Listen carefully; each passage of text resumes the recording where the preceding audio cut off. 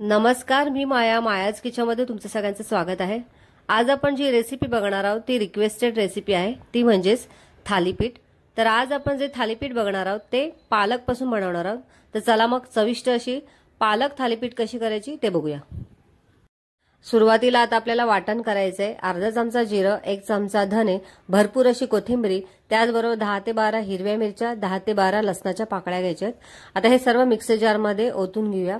आता यामध्ये आपल्याला आल्याचा तुकडा सुद्धा टाकायचा आहे। तिथे मी 4 लहान साईजचे आल्याचे तुकडे घातलेले आहेत। आता हे मिक्सर मधून वाटून घ्या आणि तुम्ही इथे बघू शकता आपलं वाटण तयार झालेलं आहे। आता इथे एक मी परात घेतलेली आहे। या परातीमध्ये आपल्याला पीठ घ्यायचे आहेत। सुरुवातीला 1 वाटी मी इथे ज्वारीचं पीठ घेत आहे। त्यानंतर अर्धी वाटी आपल्याला बाजरीचं पीठ घ्यायचंय। त्यानंतर आपल्याला 4 चमचे तांदळाचं पीठ घ्यायचंय, 4 चमचे गव्हाचं पीठ आणि 4 चमचे बेसन पीठ घ्यायचे। आता ही सर्व पीठे हाताने एकजीव करून घेऊया, म्हणजे मिक्स करून घेऊया। सर्व पीठ एकजीव केल्यानंतर यामध्ये आपल्याला मध्यम आकाराचा बारीक चिरून घेतलेला कांदा घालायचा आहे। कांदा घातल्यानंतर आता आपण इथे सुरुवातीला जे वाटण तयार करून घेतलेले ते सर्व वाटण आपल्याला यामध्ये घालायचे आहे। त्यानंतर 1 चमचा लाल तिखट घालायचे आहे। तिखट तुम्ही तुमच्या आवडीनुसार घालू शकता। अर्धा चमचा हळद घालायचे। त्यानंतर आपल्याला यामध्ये 1 चमचा ओवा घालायचे, 2 चमचे तीळ घालायचे। तीळ घातल्यानंतर आता आपल्याला यामध्ये स्वच्छ धुवून आणि बारीक चिरून घेतलेली पालक घालायची। इथे जवळजवळ मी 1 बाउल भरून पालक घेतलेले आहेत। आता पालक घातल्यानंतर चवीनुसार मीठ घालायचे आणि मीठ घातल्यानंतर आता आपण सर्व हाताने व्यवस्थित असं एकजीव करून घेऊया। पालक पिठामध्ये एकजीव झाल्यानंतर यामध्ये आपल्याला पाव चमचा हिंग घालायचे आणि हिंग घातल्यानंतर पुन्हा आपल्याला हे एकजीव करून घ्यायचे आणि आता लागेल तसं थोडं थोडं पाणी घालून आपल्याला ह्याचा डो तयार करायचा आहे। तर सुरुवातीला अगदी थोडं थोडं पाणी घालून आपण याचा डो तयार करून घेऊया, म्हणजे पाण्याचा अंदाज घेत घेत आपल्याला याचा डो तयार करायचा आहे। तर तुम्ही इथे बघू शकता मी अगदी थोडं थोडं पाणी घालून हे एकजीव करून घेत आहे।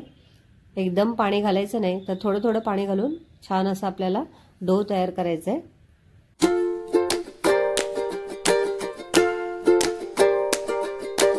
तर इथे तुम्ही बघू शकता अशा पद्धतीने आपला डो तयार झालेला आहे। जास्त पातळ नाही, जास्त दाटसर नाही, अशा पद्धतीचा आपला हा डो तयार आहे।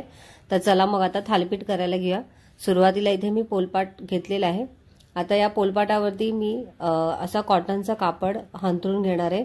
इथे तुम्ही कॉटनचा रुमाल सुद्धा वापरू शकता। तर इथे माझ्याकडे कॉटनचं कापड आहे, तो पाण्यामध्ये बुडवून घ्यायचा आहे, म्हणजे ओलसर करायचं आहे पूर्णपणे आणि पिळून घ्यायचं आहे आणि त्यानंतर याला थोडंसं पाणी लावायचं आहे आणि आपण इथे जो डो तयार करून घेतलेला आहे त्यातला एक गोळा तयार करून घ्यायचा।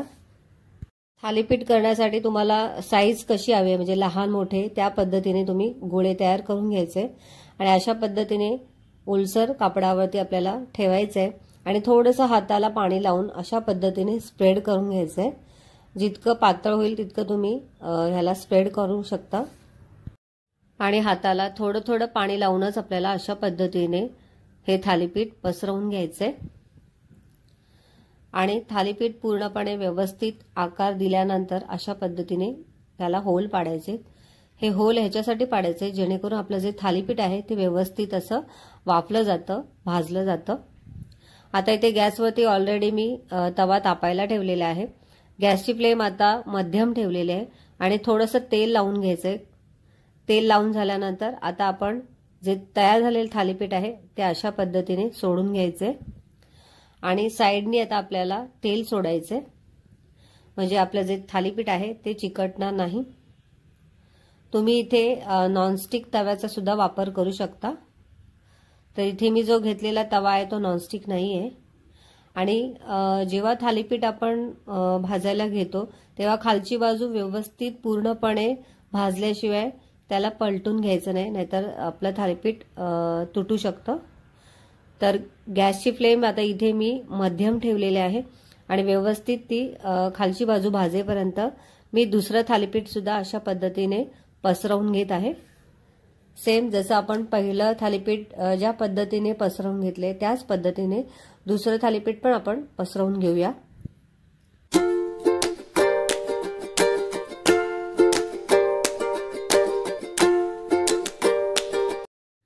आता इथे तुम्ही बघू शकता खालची बाजू छान अशी भाजली गेलेली आहे। आता आपण ही बाजू पलटून घेऊया आणि पुन्हा खालच्या बाजूने व्यवस्थित खरपूस अशी आपल्याला हे थालीपीठ भाजून घ्यायचंय। हे थालीपीठ आपल्याला दोन्ही बाजूनी छान खरपूस असं भाजून घ्यायचंय आणि दोन्ही साइडने आपल्याला अशाच पद्धतीने तेल लावून घ्यायचंय आणि हे थालीपीठ दोन्ही बाजूनी छान खरपूस असं भाजून घ्यायचंय। आणि इथे तुम्ही बघू शकता आपलं थालीपीठ रेडी आहे। आता मी हे काढून घेते आणि अशाच पद्धतीने दुसरं थालीपीठ सुद्धा आपण लावून घेऊया। अशाच प्रकारे दुसरं सुद्धा आपलं थालीपीठ तयार आहे आणि अशीच थालीपीठ आपण करून घेऊया। तर इथे तुम्ही बघू शकता सर्व थालीपीठ आपले तयार आहेत। हे खमंग चविष्ट असे पालक थालीपीठ तुम्ही दह्यासोबत खाऊ शकता किंवा लोणच्यासोबत सुद्धा खाऊ शकता। तुम्हाला रेसिपी कशी वाटली ते कमेंटद्वारे नक्की सांगा। व्हिडिओला लाईक करा, शेअर करा आणि बेल आयकॉनला क्लिक करा जेणेकरून माझे नवनवीन रेसिपीचे नोटिफिकेशन तुमच्यापर्यंत पोहोचतील। रेसिपीविषयी तुम्हाला काही प्रश्न असतील तर डिस्क्रिप्शनमध्ये टेलिग्रामची लिंक दिली आहे, जॉईन करा।